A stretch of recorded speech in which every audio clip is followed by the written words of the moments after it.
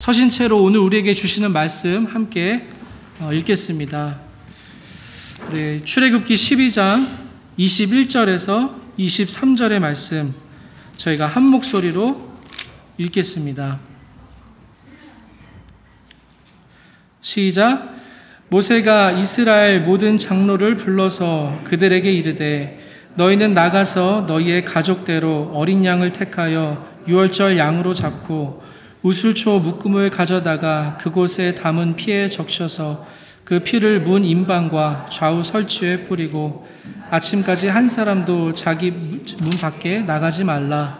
여호와께서 애굽 사람들에게 재앙을 내리려고 지나가실 때에 문 임방과 좌우 문설주의 피를 보시면 여호와께서 그 문을 넘으시고 멸하는 자에게 너희 집에 들어가서 너희를 치지 못하게 하실 것임이니라. 아멘. 우리 자리에 앉으시겠습니다. 우리 목사님 나오셔서 말씀 전해주시겠습니다.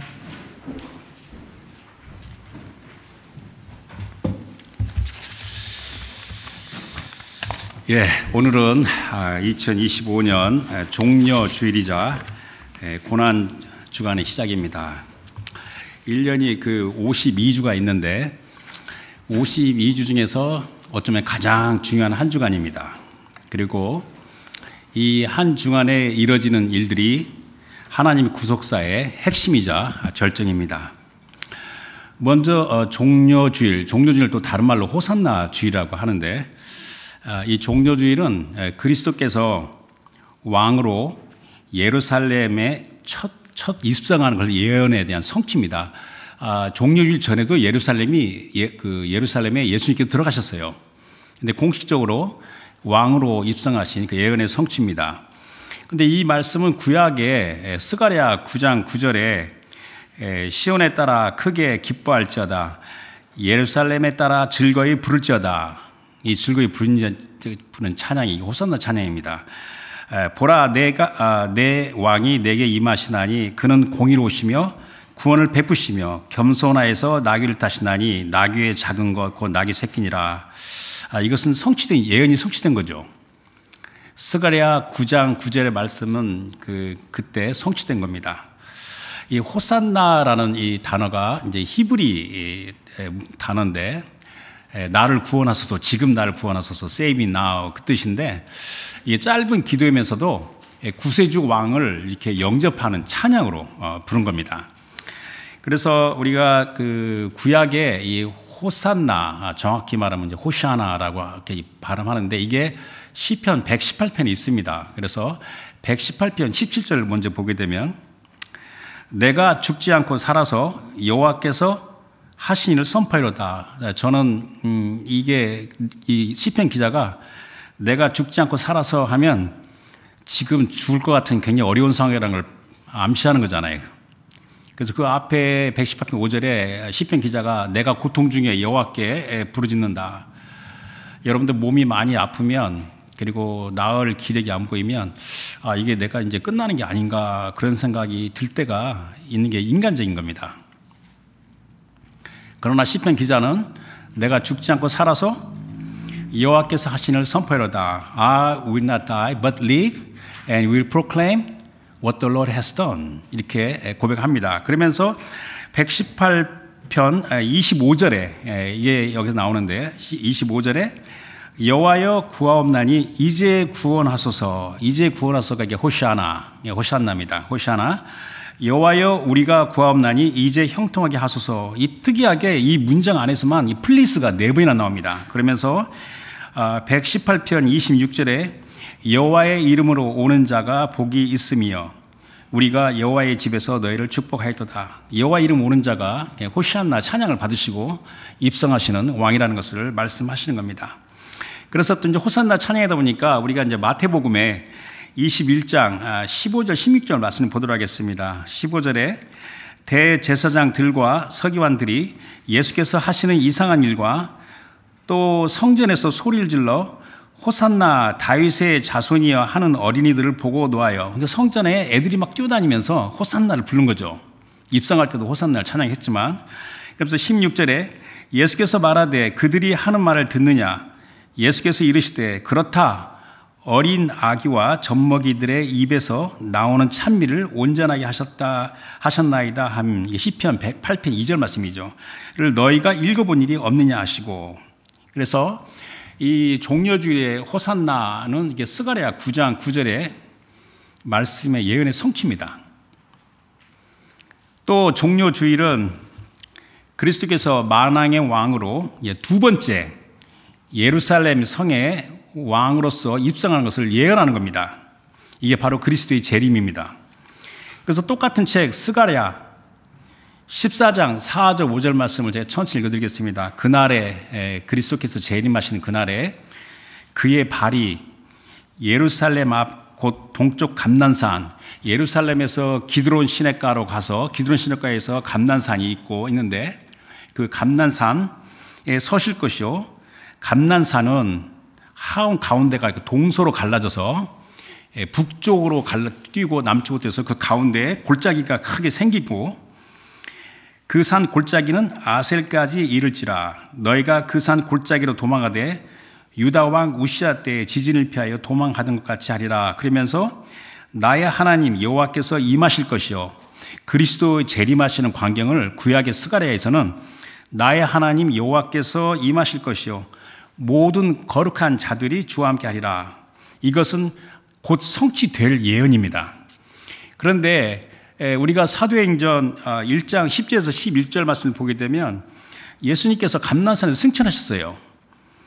거기에서 이제 그 승천하실 때 사람들이 다 보니까 흰 옷 입은 두 사람이 천사겠죠? 천사들이 그들의 곁에 서서 이르되 갈릴리 사람들아 어찌하여 서서 하늘을 쳐다보느냐. 너희 가운데서 하늘로 올려주신 이 예수는 하늘로 가신 그대로 오시리라 하였느니라. 이것은 성취될 예언이죠. 그래서 이제 첫 번째 이 왕으로서 예루살렘에 입성하는 것이 이게 무슨 의미가 있는가? 그 전에도 예수님께서 예루살렘 성을 여러 번 들어가셨어요. 그런데 공식적으로 이 호산나 주일에 왕으로 들어가는 것이 뭘 의미하는가 하면, 그 호산나는 이렇게 Save me now, 지금 나를 구원하소서 하시는 말씀이거든요. 그리고 또 찬양이고, 그러니까 모든 하나님의 백성을 구원하시기 위해서 왕으로 들어가신다는 겁니다. 근데 그 왕은 힘과 무력이나 군대가 아니라, 막강한 경제력과 정치력이 아니라, 뛰어난 지혜가 아니라, 그걸로 구원하는 게 아니라 대속의 죽음으로 이루신다는 겁니다. 그래서 아이러니하게 이 호산나 주일이 바로 이어서 그게 고난주간입니다. 그 고난주간의 정점은 하나님의 아들 그리스도 예수께서 온 세상의 죄를 짊어지고 십자가 대속의 죽음을 받으신, 우리가 보통 말하는 성금요일, Good Friday, 우리 달력으로는 4월 18일입니다. 이게 하나님의 구속자의 정점, 이게 클라이맥스입니다. 이 중요성을 아무리 강조해도 부족합니다. 또 그리스도께서 성금요일에 그 대속의 고난을 받으시는 가운데서도 또 저 개인적으로 묵상하면서 어떤 게 더 정점인가 생각해 보니까, 그 고난의 그 막바지에 성령 하나님께서 함께 하신 가운데 성자 하나님과 성부 하나님의 암묵적인 대화입니다. 저는 그렇게 개인적으로 묵상을 했습니다. 우리가 보통 가상 7원, 그러면 예수님께서 십자가에 매달릴 때 하신 7마디의 말이라고 해서 여러분들 다 인터넷 보면 다 나와 있습니다. 가상 7원의 그 네 번째 말씀이 이렇습니다. 마태복음 27장 46절에 제9시쯤, 그러니까 오후 3시예요. 이제 그때 이제 돌아가실 때죠. 제9시쯤에 예수께서 크게 소리질러 이르시되 엘리 엘리 라마 사박다니 하시니 이는 곧 나의 하나님 나의 하나님 어찌하여 나를 버리셨나이까 하는 뜻이라. 그런데 이제 보통으로 말 때 하나님께서 침묵하셨다 하는데, 물론 하나님 아버지께서 침묵을 하셨지만은 아들 그리스도의 십자가에서 하나님 아버지께 대화를 한 겁니다. 엘리 엘리 라마 사박다니 나의 하나님 나의 하나님 어찌하여 나를 버리셨나이까. 그러면서 이제 예수님께서 내가 목이 마르다라고 말한 게 5번째고, 그리고 6번째가 요한복음 19장 30절에 예수께서 신 포도주를 받으신 후에 이르시되 다 이루었다. 영어로는 it is finished 하는데 이 헬라의 성경에서는 단어가 하나입니다. 모든 것을 끝냈다는 단어의 현재 완료 수동태행으로 현재를 강조하는 현재 완료입니다. 그래서 테텔레스타이 한 단어가 딱 말하면서 다 이루었다 하시고 머리를 숙이니 영원히 떠나가시니라. 그래서 저는 개인적으로 이 개인적인 묵상입니다. 예수님께서 다 이루셨다라고 그 말씀을 하신 것은 예수님 스스로 하신 것도 있겠지만 나의 하나님이 어찌 날 버리셨나이까 할 때 하나님 아버지께서 잠시 침략하고 있다가 아들 그리스도에게 다 이뤘다 그렇게 말씀하니까 주님께서 다 이렇게 이룬 겁니다. 그러면서 이제 7번째 누가복음 24장 46절에 예수께서 큰 소리로 불러 이르시되 아버지여 내 영혼을 아버지 손에 부탁하나이다. 이게 하나님 아버지와 아들 그리스도의 암묵적인 대화라는 겁니다. 이게 그리스도 대속의 고난의 클라이맥스입니다. 제가 이제 매년 맞이하는 종료주일에 그 종료주일과 고난주간의 순서에 대해 제가 여러 번 막 이야기했어요. 그래서 오늘은 초점은 세상 죄를 지신 하나님의 어린 양에 대해서 생각하고자 합니다. 그 어린 양에 대해서 세례 요한이 먼저 말을 했고 그 세례 요한이 말한 것을 그 사도 요한이 기록했고 그리고 또 사도 바울도 말을 한 겁니다. 그래서 요한복음 1장 29절과 36절 말씀 보겠습니다. 이튿날 요한이 세례 요한이죠. 요한복음은 사도 요한이 기록했잖아요. 이튿날 요한이 예수께서 자기에게 나아오심을 보고 이르되 보라 세상 죄를 지고 가는 하나님의 어린 양이로다. 36절에 예수께서 거니심을 보고 말하되 하나님의 어린 양이로다. 그러면서 고린도전서 5장 7절에 사도 바울이 너희는 누룩 없는 자인데 새 덩어리가 되기 위하여 묵은 누룩을 내버리라. 우리의 유월절 양 곧 그리스도께서 희생되셨니라. 그러니까 유월절 양은 그리스도입니다. 오늘 저는 이 5절을 22절로 택했습니다. 그런데 오늘 메시지 제목을 21절에서 유월절 양, The Passover Lamb 이렇게 제목을 정했어요. 근데 양이라는 것은 성경에서 그 피를 상징하는 겁니다. 피와 살을 상징하는 겁니다. 그래서 유월절 양의 피는 곧 그리스도 예수의 피입니다. 그래서 오늘 메시지 핵심은 뭐냐면 유월절 양의 피, 즉 그리스도의 피를 우리에게 어떻게 적용해야 되는가. 이게 오늘 말씀의 메시지고 이걸 이해 못하면 오늘 설교가 의미가 없는 겁니다. 이것은 성도의 신앙생활에서 가장 근본적이고 매우 중요한 겁니다. 그래서 오늘 제가 본문을 출애굽기 12장 21절에서 23절로 이렇게 짧게 택했는데 21절을 먼저 보도록 하겠습니다. 21절 모세가 이스라엘 모든 장로를 불러서 그들에게 이르되 너희는 나가서 너희의 가족대로 어린 양을 택하여 유월절 양으로 잡고. 근데 이제 이게 제가 이제 여기서 이제 그 히브리 원문을 이렇게 묵상해 보면 여기서 이르되라는 것은 이렇게 이르다라는 동사의 3인칭 미완료형인데 그거 바로 앞에 히브리에 그 계속되는 접속사가 붙어 있어요. 그래서 우리가 번역에는 안 나와 있는데 즉시로가 빠져 있습니다. 그래서 이게 모세가 여호와 하나님께 말씀을 듣고 즉시로 지체 없이 신속하게 긴박하게 모든 장로들 다 불러서 이른다는 겁니다. 너희는 나가서 너희 가족대로 어린 양을 택하여 유월절 양으로 잡고 그랬습니다.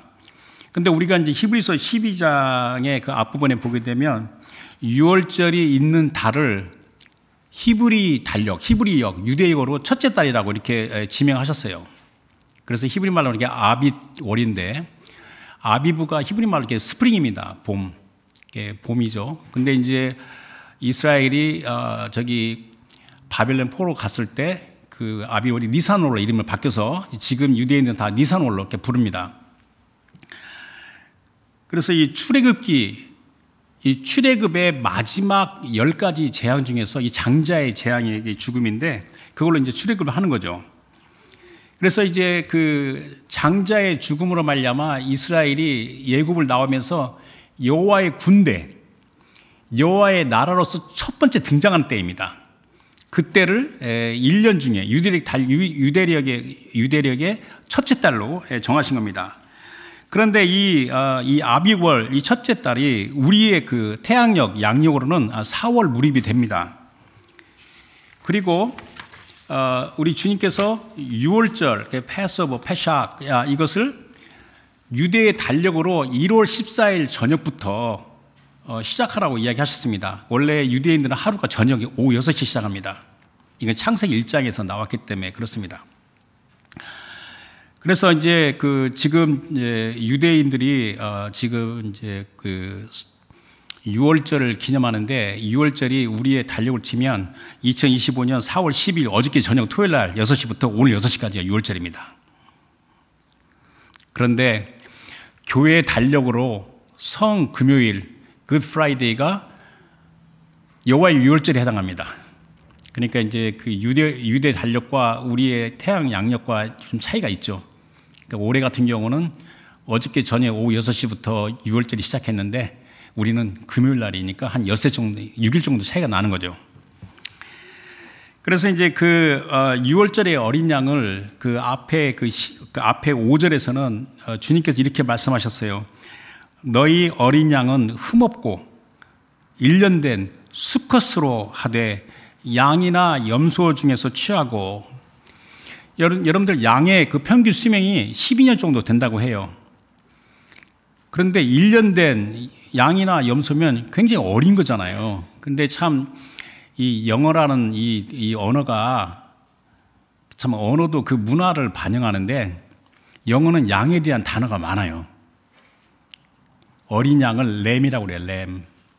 그리고 좀 이렇게 잘하면 순양을 램, RAM, 암양을 U, 또 그냥 큰 놈이나 작은 놈 탁 통틀어서 sheep, 이렇게 영어는 참 양에 대한 단어가 많습니다. 그런데 이제 6월절 어린 양은 이게 거의 1년 된 거니까 애기 양이잖아요. 그 6월절 어린 양의 피가 곧 그리스도 예수의 대속의 피라는 걸 가리키는데, 오늘은 저기 계시록에 나와 있는 말씀을 보고 그 다음 절로 넘어가겠습니다. 요한계시록 5장 4절 7절입니다. 앞뒤를 다 제거하고 사도 요한이 밤모섬에서 환상 가운데 하나님의 주신 보는데, 하늘이나 땅 아래에 하나님의 구속사를 완결시킨 두루마리를 열 자가 하나도 없어서 사도 요한이 꺼이꺼이 울었다는 장면이 요한계시록 5장에 나옵니다. 그래서 5장 4절에 보게 되면 그 두루마리를 펴거나 보거나 하기에 합당한 자가 보이지 아니하기로 내가 크게 울었더니 장로 중에 한 사람이 내게 말하되 울지 말라. 유대지파의 사자 다윗의 뿌리가 이겼으니 그 두루마리와 그 7인을 떼시라 하더라. 그러면서 6절에 내가 또 보니 보좌와 내 생물과 장로들 사이에 한 어린 양, 램입니다. 램은 어린 양을 말할 때 말하는 거고, 양이 서 있는데 일찍이 죽임을 당한 것 같더라. 그에게 7뿔과 7눈이 있으니 이 눈들은 온 땅에 보내심을 받은 하나님의 7영이더라. 그 어린 양이 나와서 보좌에 앉으시니 오른손에서 두루마리를 취하시니라. 그러면서 요한계시록의 모든 예언이 전개가 되면서 많은 부분이 성취가 됐고, 좀 민감하지만 요한계시록에 남은 예언이 또 조만간에 다 이루어질 거라는 것이 많이 기도하는 사람들이 이야기하고 있는 겁니다. 자, 22절 보도록 하겠습니다. 22절. 우슬초 묶음을 가져다가 그릇에 담은 피에 적셔서 그 피를 문 임방과 좌우 설주에 뿌리고 아침까지 한 사람도 자기 집 문 밖에 나가지 말라. 오늘 전 22절을 요절로 택했어요. 요절 택했는데 거기에 우리가 받을 메시지가 있다는 거죠. 자, 우슬초 묶음을 가져다가, 우슬초를 영어는 히삽이라고 하는데, 뭐 사진은 봤지만은 뭐 중동에 가면 오이나 길이나 들에나 흔히 있는 풀이 우슬초라고 합니다. 그래서 우슬초는 정말 풀 중에서도 중요하지 않은 풀이고 보잘것없는 들풀입니다. 그러나 그것이 그릇에 담아있는 피에서 이스라엘이 구원이 되는 피의 적용이 이루어지게 하는 겁니다. 여러분들 유대인들에게 우슬초 하면, 경건한 유대인들 우슬초 그러면 속죄의 은혜를 연상한다고 그래요. 그러면서 그 속죄의 그 은혜가 근본 속죄의 피거든요. 그 예가 이스라엘의 왕이자 유대한 선지자지만 끔찍한 살인과 간음을 저지른 다윗이 철저하게 회개할 때 시편 51편 7절에 우슬초로 나를 정결하게 하소서, 이게 속죄의 피를 가리키는 겁니다. 성경은 그게 가리키는 것이 그게 생략돼서 우리가 못 볼 수 있는데, 우슬초로 나를 정결하게 하소서, 내가 정하리이다.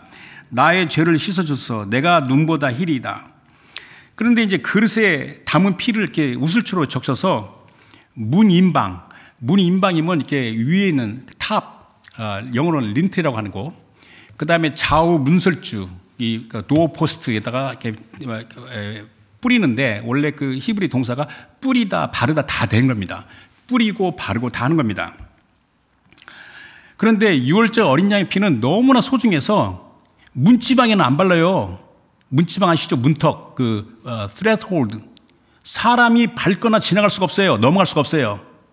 오직 린틀과 좌우 포스트에 어린 양의 피를 뿌리며 바르는 겁니다. 근데 문제는 뭐냐면 그 피가 그릇에 계속 있으면 구원이 되지 못하는 거예요.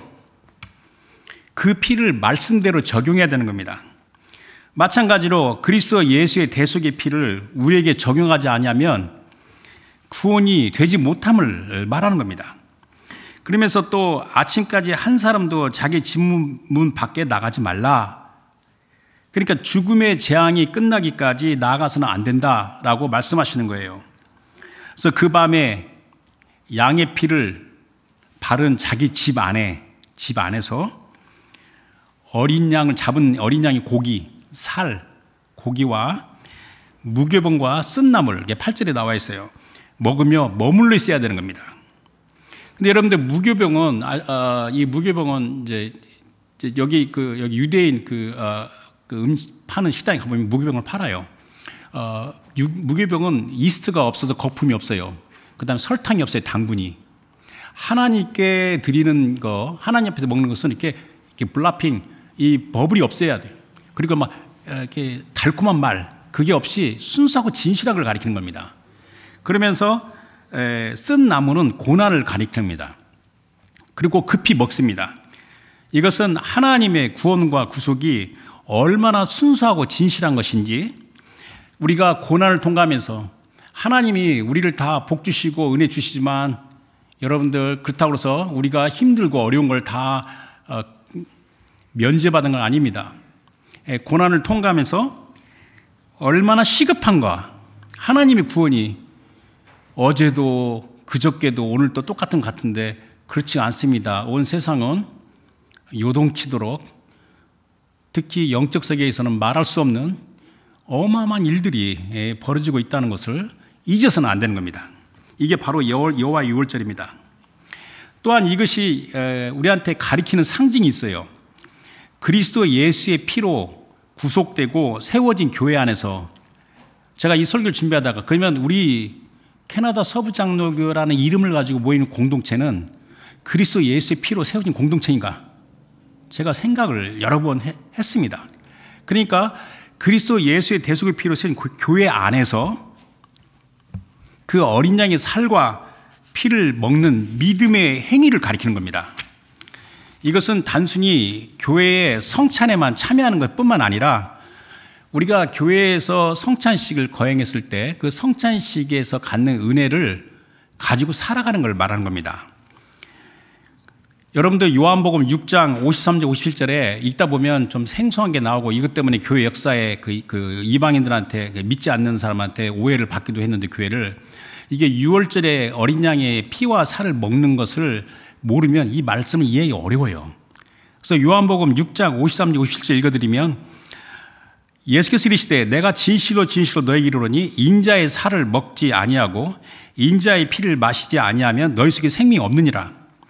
내 살을 먹고 내 피를 마시는 자는 영생을 가졌고 마지막 날에 내가 그를 다시 살리리니 내 살은 참된 양식이요 내 피는 참된 음료로다.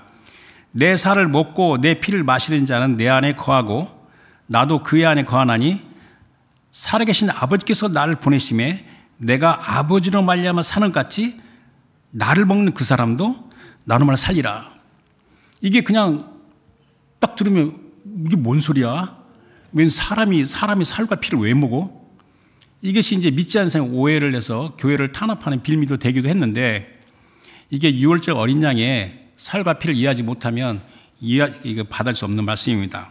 자, 이제 23절 보면서 오늘 요점을 보도록 하겠습니다. 23절에 여호와께서 애굽 사람들에게 재앙을 내리려고 지나가실 때에 문 임방과 좌우 문서주의 피를 보시면 여호와께서 그 문을 넘으시고 멸하는 자에게 너희 집에 들어가서 너희를 치지 못하게 하실 것임이라. 온 세상에 임하는 우리 주 하나님의 심판입니다. 하나님은 살아계신 절대 주권자시고 참 사람의 마음과 생각으로는 헤아릴 수 없지만 모든 것을 창조하시고 이 땅에 사랑과 정의와 공의를 행하시는 참 좋으신 우리 주님이십니다. 그런데 우리 그 좋으신 주님이라도 현대교회가 실수하는 게 뭐냐면 하나님의 구원을 너무 값싸게 생각합니다. 너무 쉽게 생각합니다. 물론 하나님의 구원은 쉽게 받습니다. 그러나 그 가치는 굉장히 깊다는 걸 알아야 되는 겁니다. 우리 주 하나님의 공의로우신 심판이 온 세상에 임하시는데 이거는 개인적으로 또 공동체적으로 온 세상에 임하십니다.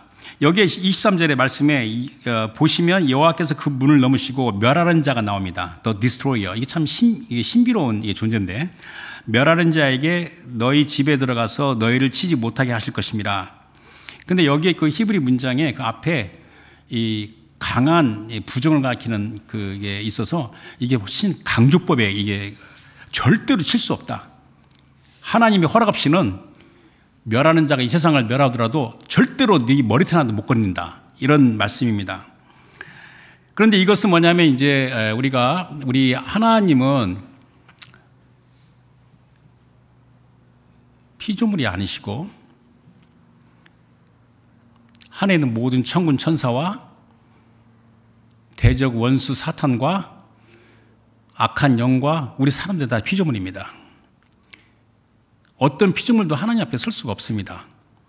그런데 하나님의 명령을 받으며 수행하며 따르는 그 천사가 있는데 그 천사는 말도 못하게 파워가 어마어마한데 대적 사탄도 상대가 되지 않는 겁니다.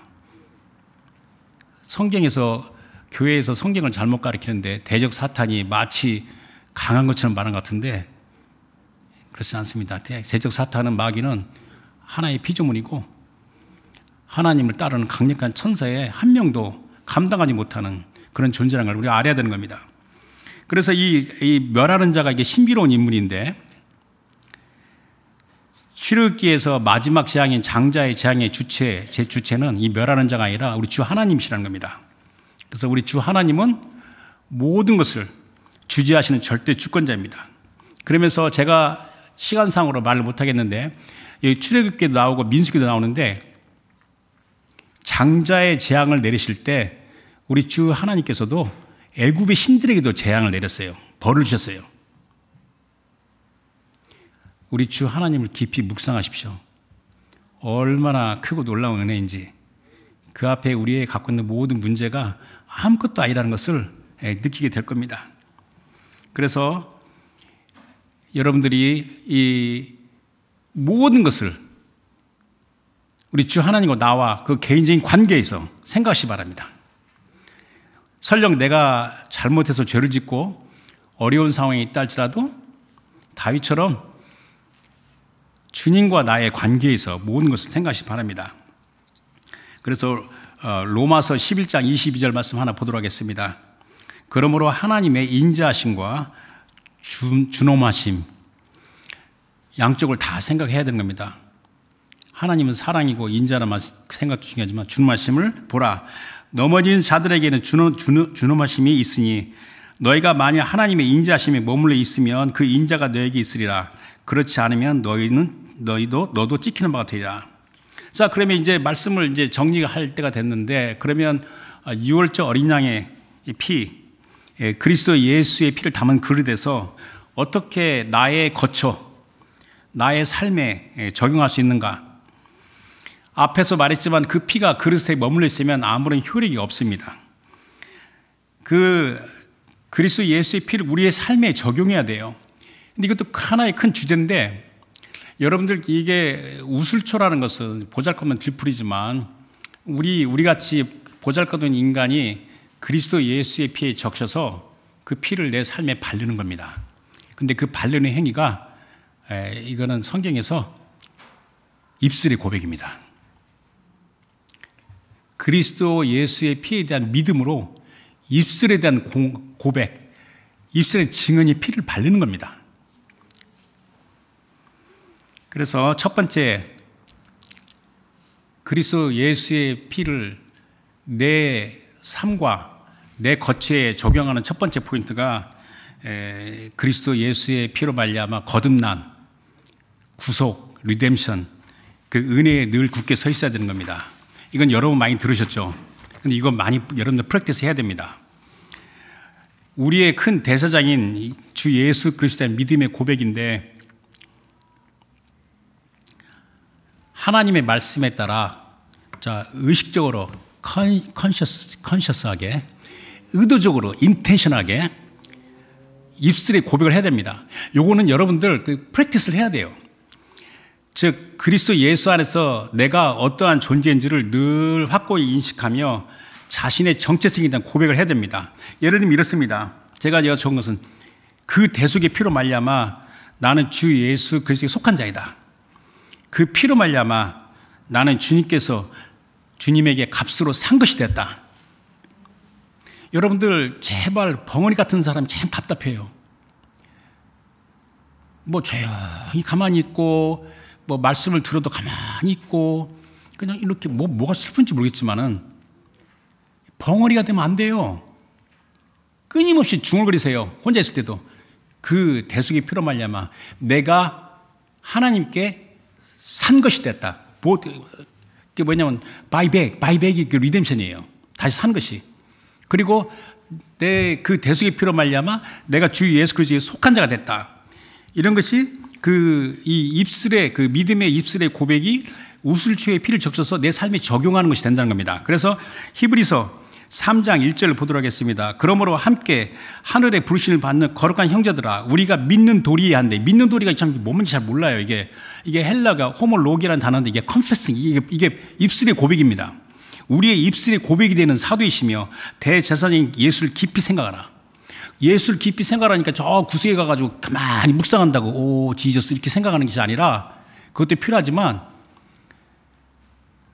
주 예수 그리스도 나의 주 하나님이시고 그 피로 말미암아 내가 주님에게 산 것이 되었다. 이 몇 번이나 했습니까? 이걸 주기적으로 하시기 바랍니다. 그러면서 베드로전서 1장 18절 19절에 너희가 알거니와 너희 조상이 물려준 헛된 행실에서 대속함을 받은 것은 은이나 금같이 없어질 것으로 된 것이 아니요 오직 흠없고 점없는 어린 양 같은 그리스도의 보배로운 피로 된 것이라. 그래서 첫 번째, 그리스도 예수 피로 말미암아 내가 구속함을 받은 은혜에 늘 서라는 겁니다.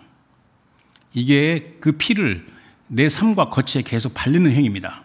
자, 두 번째는 그리스도 예수의 피를 힘입어 주님과 깊고 친밀한 교제에 나가는 겁니다. 여러분들 여기 캐나다에 여기 수상하고 한번 만나려면 여러분들이 어떻게 해요? 그거 쉽지가 않아요. 캐나다 수상도 만나려고도 힘들어요. 만나도 약간 긴장되고 떨리는 겁니다. 하물며 하나님을 만나는데 그 배짱 없는 사람 못 만납니다. 담대함이 필요한 겁니다. 주 예수 그리스도의 대속의 피는 어떠한 상황에서도 내가 주님께로 나아가는 담대함을 주는 겁니다. 또한 허물과 죄가 이 만연한 이 세상 가운데 여러분들 이 세상에 살면서 어떻게 죄에 안 짓고 살 수는 있습니까?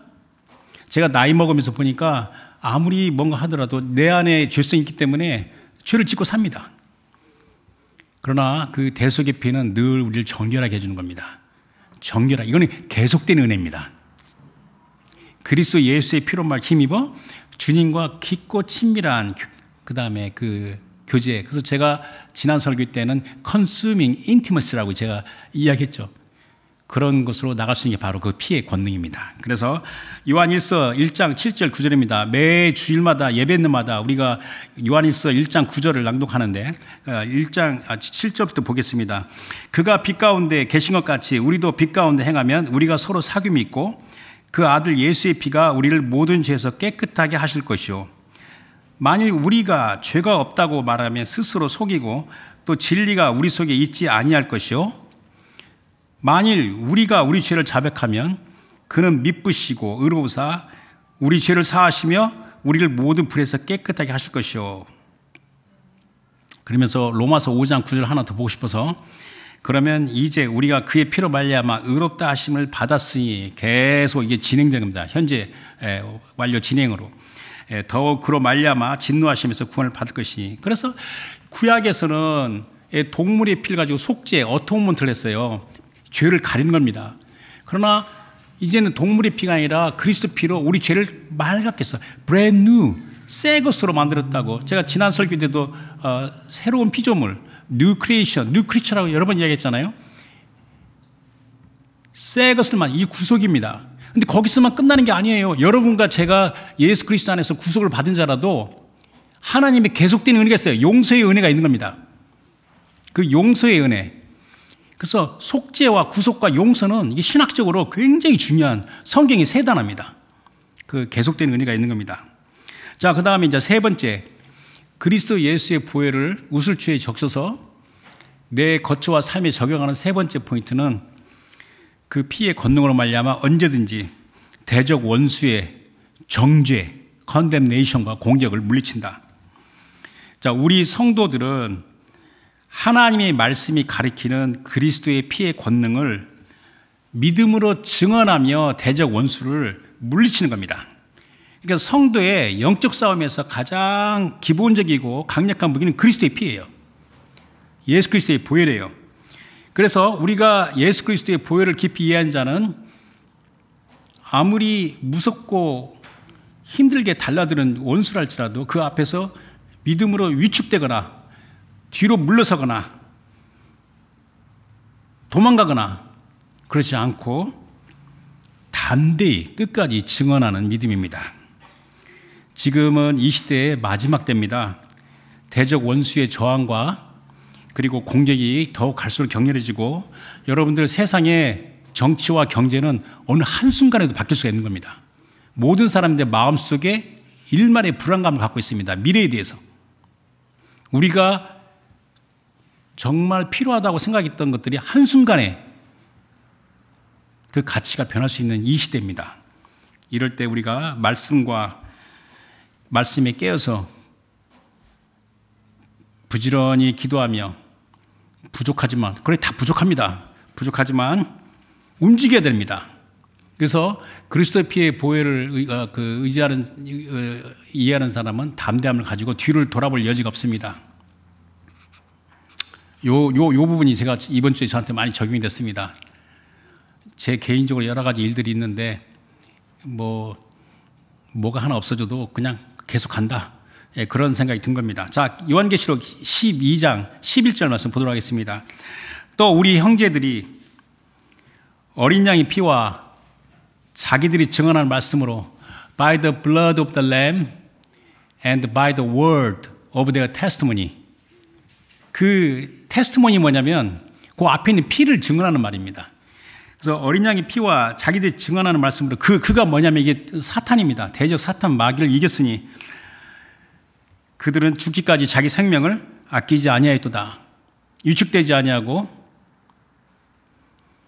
소극되지 아니하고 담대하게 나가는 겁니다. 그러면서 누가복음 9장 62절에 예수께서 이르시되 손에 쟁기를 잡고 뒤를 돌아보는 자는 하나님 나라에 합당하지 아니하리라 하시니라. 완벽한 조건은 없습니다. 하나님 주신 은혜 가운데 매사에 최선을 다해야 되는 겁니다. 마지막으로 네 번째, 그리스도의 피를 내 거처와 삶에 적용하는 네 번째 포인트는 그 피의 권능으로 말미암아 나의 거룩함, 성화, sanctification을 위하여 양보 없이 헌신하는 겁니다. 제가 또 젊었을 때 이것을 좀 더 깨달았으면 좀 더 내 자신의 성화를 위해서 노력을 많이 했을 텐데 나이도 많이 먹고 이제 돼가지고는 생각하니까 좀 부끄럽지만 그 피로 말미암아 나의 그 sanctification에서 양보 없이 헌신하는 겁니다. 그래서 유월절 어린 양의 피는 구원만이 아니라 주 하나님의 거룩한 성품에 참여하게 하는 은혜입니다. 왜냐하면요, 그 피에는 생명이 있어요. 레위기 17장 11절에 육체의 생명은 피에 있음이라. 내가 이 피를 너에게 주어 제단에 뿌려 너의 생명을 위하여 속죄하게 하였나니 생명이 피에 있으므로 피가 죄를 속하느니라. 그래서 유월절 양 그리스도 예수의 피에는 하나님의 생명이 있는 겁니다. 피에는 생명이 있다고 그랬잖아요. 그러니까 그 피는 성도들이 온전한 구원의 은혜에 들어가기까지 거룩함에서 계속 성장해 하는 권능이 됩니다. 그래서 히브리서에서 이제 두 군데 보고 마치겠습니다. 히브리서 13장 11절 12절입니다. 이는 죄를 위한 짐승의 피는 대제사장이 가지고 성소에 들어가고 그 육체는 영문 밖에서 불사름이라. 그러므로 예수도 자기 피로서 자기 백성을 거룩하게 하려고 성문 밖에서 고난을 받으셨니라. 그러면서 히브리서 10장 12절 14절 말씀에 오직 그리스도는 죄를 위하여 한 영원한 제사를 드리시고 하나님 우편에 앉으사 그 후에 자기 원수들을 발등상이 되게 하게 하실 때까지 기다리시나니. 그러면서 14절에 그가 거룩하게 된 자 하는데 이게 한국말에서는 이미 거룩하게 된 걸로 말한 것 같은데 이게 현재 완료 진행이에요. 그래서 NIV 성경은 those who are being holy, 계속 거룩해 나가는 자를 가리키는 겁니다. 그래서 그가 계속해서 거룩해져 가는 자들을 한 번의 제사로 영원히 온전하게 하셨느니라. 그러면서 또 다른 제사가 필요 없다고 그 말씀이 뒤에 나오는 겁니다. 그래서 이제 오늘 말씀을 결론이 이렇습니다. 유월절 어린 양의 피, 그리스도 예수의 그 피의 권능과 은혜, 이것을 하나님 말씀을 통해서 잘 이해를 하고 오늘 제가 전하는 것처럼 나의 삶과 나의 거처에 적용을 해야 되는 겁니다. 그런데 문제가 있어요. 사람은 그 본체가 하나님이신 하나님의 아들 그리스도 예수의 대속의 십자가의 피의 권능과 은혜를 알 수 없어요. 온전히 헤아리지 못합니다. 사람의 그릇으로 그 권능을 이해할 수 없습니다. 그러나 만일 하나님의 은혜로 우리의 마음의 눈이 열리며 그 그리스도 예수의 피의 은혜와 권능을 조금이라도 알기 시작하게 되면 어마어마한 권능과 축복이 된다는 것을 알아야 됩니다. 이게 오늘 제 결론입니다. 설교가 듣고 끝나는 게 아니라 듣고 자기가 삶 가운데 적용하면서 신앙생활을 해 나가는 겁니다. 이 고난 주간에 주 성령의 조명하심을 구하며 그리스도 예수의 보혈을 깊이 묵상합시다. 그 보배른 피를 내가 입술의 고백으로 증언합니다. 벙어리가 되면 안 된다고 그랬잖아요. 가끔 시간 내면서 이게 개인에게 디보션입니다. 그리고 그리스도 예수의 보혈의 권능을 알아면서 하나님께서 우리한테 원하는 게 뭐냐면 아무것도 두려워하지 말라. 아무것도 염려하지 말라. 겁을 내지 마라. 감사와 찬송으로 믿음으로 열심히 살아가라. 이게 하나님께서 우리에게 주시는 말씀입니다. 우리 각자 사람마다 하나님께서 모든 운명을 다 정하시고 다 갖고 계시지만 이 순간에 우리 같이 앉으면서 하나님께서 주신 말씀이 그 피의 은혜와 권능을 깨달으면서 아무것도 두려워하지 말고 염려하지 말고 또 불평하지 말고 또 주위 사람 미워하지 말고 또 죽는 소리 하지 말고 믿음으로 입술을 증언하며 나아가면서 그 은혜 안에서 하나님을 기쁘게 하는 삶을 살아. 그렇게 말씀하신 겁니다. 그래서 오직 우리 주 하나님께 영광이 되는 삶을 살기를 다 같이 노력합시다. 주신 말씀 생각하면서 기도하겠습니다.